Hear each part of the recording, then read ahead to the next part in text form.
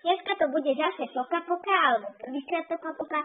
Máme tu dneska taký diel, prvá časť, že zlá rodina a dobrá rodina versus. A ja vám najprv predstavím tú zlú rodinu. Tento sa volá počkajte, jak sa volá? Som mu dávala mená, som mu zabudla. On sa volá Tommy, má 61 rokov. Táto sa volá Hana, ona má 58 rokov. Táto sa volá, táto dcera sa volá, myslím táto, sa volá Klaudika, ona má 16 rokov a táto malička sa volá